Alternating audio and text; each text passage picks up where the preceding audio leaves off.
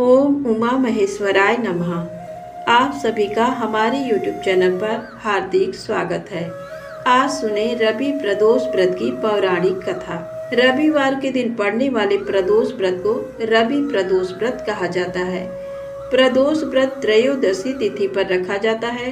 प्रदोष व्रत के दिन भगवान शंकर और माता पार्वती की विधि विधान से पूजा की जाती है। प्रदोष व्रत के दिन भगवान शंकर और माता पार्वती की पूजा अर्चना करने से सभी तरह के दुख दर्द दूर हो जाते हैं और जीवन सुखमय हो जाता है। आइए सुने रवि प्रदोष व्रत कथा। एक समय सर्व प्राणियों के हितार्थ परम पावन भागीरथी के तट पर ऋषि समाज द्वारा विशाल गोष्ठी का आयोजन किया गया। इस सभा में व्यास जी के परम शिष्य पुराण वेत्ता सूत जी महाराज हरि कीर्तन करते हुए पधारे। सूत जी को आते हुए देखकर शौनक आदि ऋषि मुनियों ने खड़े होकर उन्हें दंडवत प्रणाम किया। महाज्ञानी सूत जी ने भक्ति भाव से ऋषियों को हृदय से लगाया तथा आशीर्वाद दिया। विद्वान ऋषिगण और सब शिष्य आसनों पर विराजमान हो गए। शौनक आदि ऋषि ने पूछा, हे पूज्यवर महामते, कृपया ये बताने का कष्ट करें कि मंगल व्रत कष्ट निवारक ये व्रत सबसे पहले किसने किया और उसे क्या फल प्राप्त हुआ। श्री सूत जी बोले, आप सभी शिव के परम भक्त हैं। आपकी भक्ति को देखकर मैं व्रती मनुष्यों की कथा कहता हूँ, ध्यान से सुनो। एक गांव में अति दीन ब्राह्मण निवास करता था।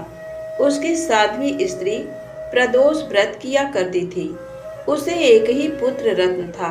एक समय की बात है, वह पुत्र गंगा स्नान करने के लिए गया। दुर्भाग्यवश मार्ग में चोरों ने उसे घेर लिया और वे कहने लगे कि हम तुम्हें मारेंगे, नहीं तुम अपने पिता के गुप्त धन के बारे में हमें बता दो। बालक दीन भाव से कहने लगा कि बंधुओं, हम अत्यंत दीन दुखी हैं, हमारे पास धन कहाँ है। तब चोरों ने कहा कि तेरे इस पोटली में क्या बंधा है। बालक ने निसंकोच कहा कि मेरी माँ ने मेरे लिए रोटियां दी हैं। ये सुनकर चोरों ने अपने साथियों से कहा कि साथियों, ये बहुत ही दीन दुखी मनुष्य है, अतः हम किसी और को लूटेंगे। इतना कहकर चोरों ने उस बालक को जाने दिया। बालक वहां से चलते हुए एक नगर में पहुंचा। नगर के पास एक बरगद का पेड़ था। वो बालक उसी बरगद के वृक्ष की छाया में सो गया। उसी समय उस नगर के सिपाही चोरों को खोजते हुए उस बरगद के वृक्ष के पास पहुंचे और बालक को चोर समझकर बंदी बना राजा के पास ले गए। राजा ने उसे कारावास में बंद करने का आदेश दिया। ब्राह्मणी का लड़का जब घर नहीं लौटा तब उसे अपने पुत्र की बड़ी चिंता हुई।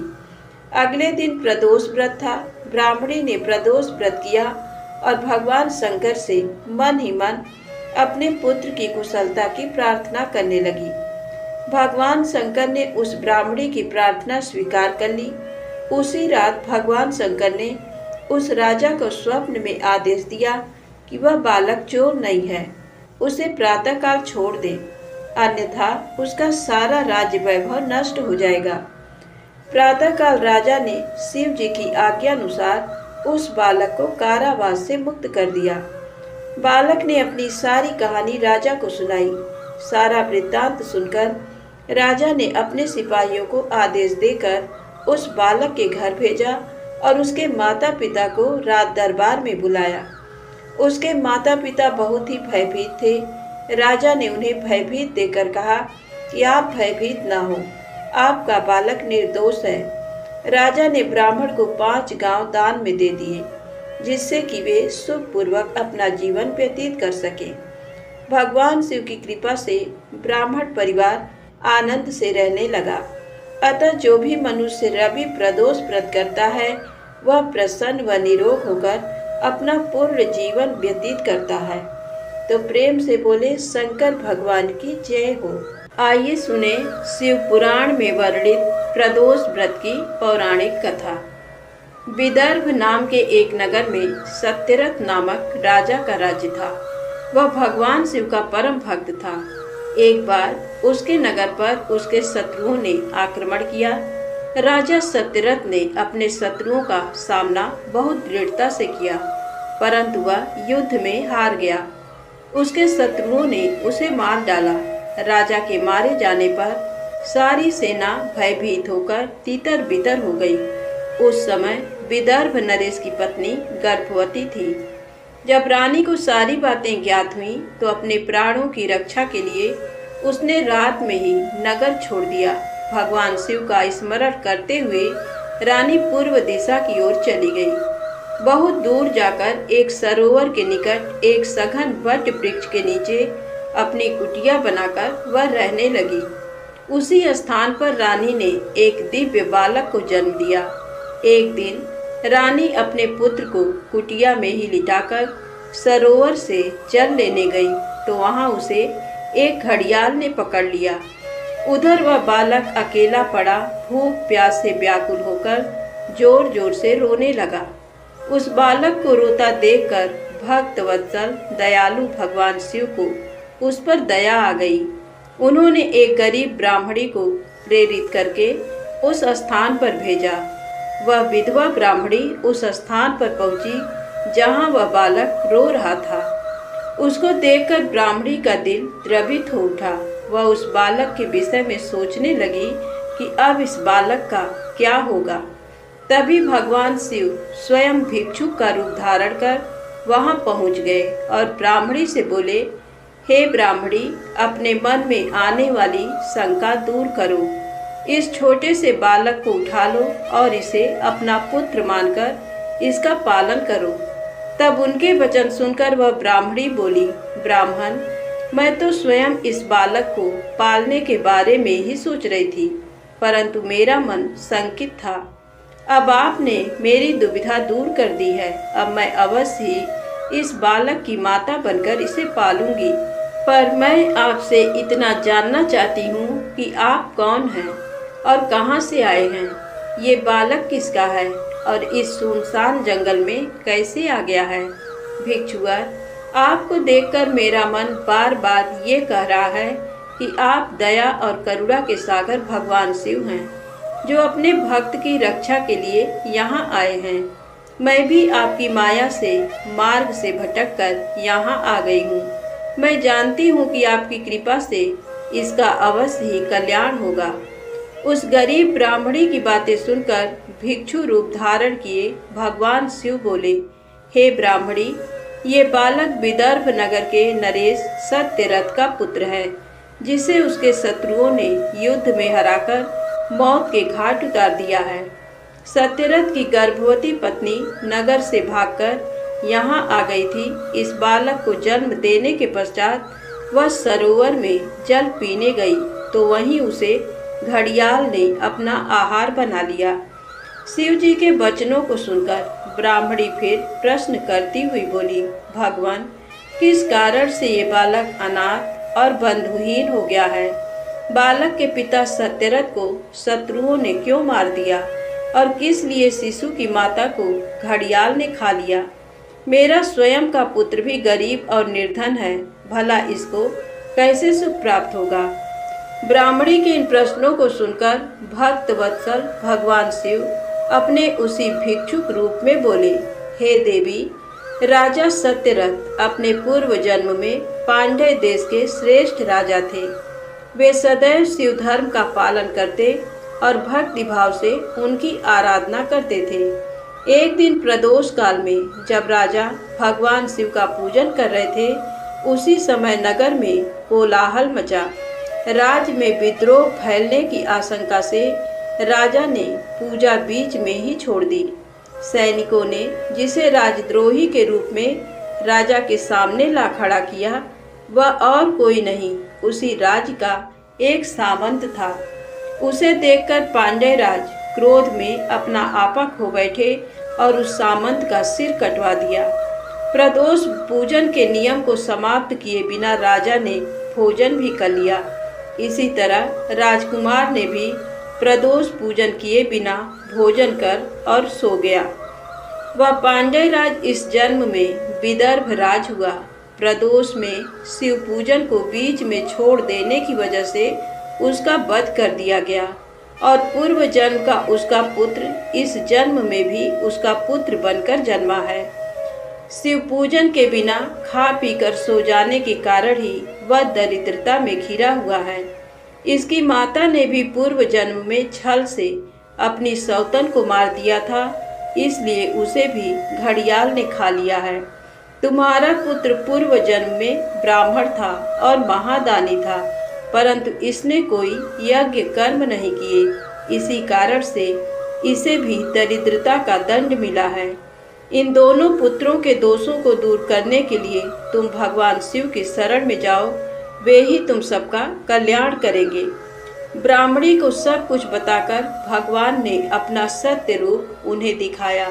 साक्षात भगवान शिव के दर्शन कर ब्राह्मणी कृतार्थ हो गई और हाथ जोड़कर शिव जी की स्तुति करने लगी। तब आशीर्वाद देकर महादेव जी अंतर्धान हो गए। तत्पश्चात वह ब्राह्मणी उस बालक को अपने साथ ले गई। फिर वह अपने पुत्रों के साथ एक चक्र नामक गांव में रहने लगी और अपने दोनों पुत्रों का लालन पालन करने लगी। समय आने पर ब्राह्मणी ने उनका यज्ञोपवीत संस्कार किया।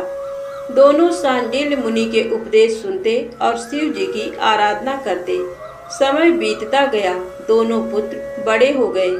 एक दिन ब्राह्मणी पुत्र को नदी में स्नान के लिए जाते समय सोने से भरा कलश मिला। उस सोने के कलश से उनकी गरीबी दूर हो गई। फिर भी वे नियम से शिव जी की आराधना करते। एक दिन वे वन में गए। वहां एक गंधर्व कन्या अपने पिता के साथ आई और वह राजकुमार पर मोहित हो गई। उसके पिता ने उसका विवाह राजकुमार से कर अपना राज्य उसे सौंप दिया। ब्राह्मणी वहां की राजमाता हुई और ब्राह्मण पुत्र उसका भाई। अब वे सब लोग प्रसन्नता पूर्वक राज सुख भोगने लगे। प्रेम से बोले, शंकर भगवान की जय हो। आइए सुने भगवान शिव के द्विजेश्वर अवतार की कथा। एक समय राजा भद्रायु बसंत ऋतु में अपनी पत्नी सीमंतनी के साथ वन विहार करने गए। तब भगवान शिव पार्वती उस दंपति की धर्म निष्ठा की परीक्षा लेने हेतु उस वन में पहुँचे। महान लीलाधारी भगवान शिव और पार्वती जी ने ब्राह्मण ब्राह्मणी का रूप धारण किया और अपनी माया से रचित सिंह से भयभीत होते हुए राजा भद्रायु की शरण में गए और उनसे अपनी प्राण रक्षा करने हेतु प्रार्थना करने लगे। उस ब्राह्मण दंपति की रक्षा हेतु राजा भद्रायु ने तुरंत धनुष बाण उठा लिया और बाणों से उसे घायल करना चाहा, परंतु उस सिंह पर कोई प्रभाव न पड़ा। उसने झपट कर ब्राह्मणी को पकड़ लिया। वह बहुत चीखी चिल्लाई, परंतु सिंह ब्राह्मणी को बलपूर्वक घसीटता हुआ भाग गया। अपनी पत्नी को सिंह द्वारा ले जाए जाने पर ब्राह्मण बहुत दुखी हुआ और रोने लगा और राजा भद्रायु से बोला, हे राजन, आपके बड़े बड़े आयुध कहाँ हैं? तुम्हारे पराक्रम का क्या फल है? क्या आप जंगली जानवरों के आघातों से भी दुखियों की रक्षा नहीं कर सकते? दीन दुखियों की रक्षा करना राजा का परम धर्म होता है। फिर आपने अपने क्षत्रिय धर्म का पालन क्यों नहीं किया? आपने अपने कुल का धर्म ही नष्ट कर दिया है। जो दुखी और शरणागतों की रक्षा नहीं कर सकता, उसे जीने का कोई अधिकार नहीं है। कृपण, अनाथ और दीन दुखी की रक्षा करने में असमर्थ मनुष्य को जहर खा लेना चाहिए या अग्नि में जल जाना चाहिए। उस ब्राह्मण द्वारा कही गई बातें सुनकर राजा भद्रायु को बहुत दुख हुआ। वह अपने दुर्भाग्य को याद करके शोक में डूब गया। उसने सोचा कि आज मेरा सारा पौरुष नष्ट हो गया। आज मैं एक असहाय ब्राह्मणी की रक्षा नहीं कर सका, इसलिए मुझे घोर पाप लगेगा। मेरे कारण ब्राह्मण भी शोकाकुल हो गया है। उसकी स्त्री को भी सिंह ले गया है। पता नहीं उसने उसका क्या किया होगा। मुझे अपने पापों को कम करने के लिए इस ब्राह्मण देवता को प्रसन्न करना होगा। ये सोचकर राजा भद्रायु उस ब्राह्मण के चरणों में गिर पड़े और बोले, हे ब्राह्मण, मुझे क्षमा कर दीजिए, मैं आपकी पत्नी की रक्षा नहीं कर सका। मैं अपने राजपाट सब आपके चरणों में न्यौछावर करता हूँ। ये सुनकर वह ब्राह्मण बोला, भला मैं ठहरा भिक्षा मांगने वाला एक ब्राह्मण, मैं तुम्हारे राजपाट का क्या करूँगा? इसलिए यदि तुम वाकई मुझे कुछ देना चाहते हो तो अपनी पत्नी मुझे दान में दे दो। ब्राह्मण की बात सुनकर राजा भद्रायु ने कहा, ब्राह्मण, पराई स्त्री का उपभोग तो महापाप है, उसका प्रायश्चित भी नहीं हो सकता। तब ब्राह्मण ने कहा कि राजन, मैं तो बड़े से बड़े पाप को अपनी तपस्या से पल भर में नष्ट कर सकता हूँ। तब भद्रायु ने सोचा कि मुझे ब्राह्मण को अपनी स्त्री दान करके शीघ्र ही अग्नि में प्रवेश कर जाना चाहिए। तत्पश्चात राजा भद्रायु ने अपनी पत्नी उस ब्राह्मण को सौंप दी। उसके बाद उन्होंने अग्नि प्रज्वलित की और स्नान कर देवताओं को प्रणाम करने के पश्चात उस अग्नि की 3 बार परिक्रमा की। फिर त्रिलोकीनाथ भगवान शिव का ध्यान करने लगे और उन्हीं का स्मरण करते हुए जैसे ही वे अग्नि में प्रवेश करने लगे, वैसे ही द्विजेश्वर रूपधारी भगवान शिव वहां प्रकट हो गए। भगवान शिव के 5 मुख, 3 नेत्र, पिनाक और चंद्र कलाधारी सुंदर स्वरूप, जो कि करोड़ों सूर्यों के समान प्रकाशित था, देखकर राजा भद्रायु आनंद मग्न हो उठे। उन्होंने दोनों हाथ जोड़कर शिव जी को प्रणाम किया और उनकी स्तुति करने लगे। राजा भद्रायु की स्तुति सुनकर भगवान शिव पार्वती बोले, हे भद्रायु, तुम्हारी शिव भक्ति से मैं बहुत प्रसन्न हूँ। तुमने सदा मेरा भक्ति भाव से पूजन किया है, अतः तुम अपनी पत्नी सहित मुझसे वर मांगो। आज मैं तुम्हारी मनोवांछित अभीष्ट वस्तु प्रदान करूँगा। मैंने ही तुम्हारी परीक्षा लेने हेतु ब्राह्मण का रूप धारण किया था। ब्राह्मणी के रूप में स्वयं देवी पार्वती थी और वह सिंह मायावी था। तुम अपनी परीक्षा में सफल हुए हो। राजन, कहो क्या चाहते हो?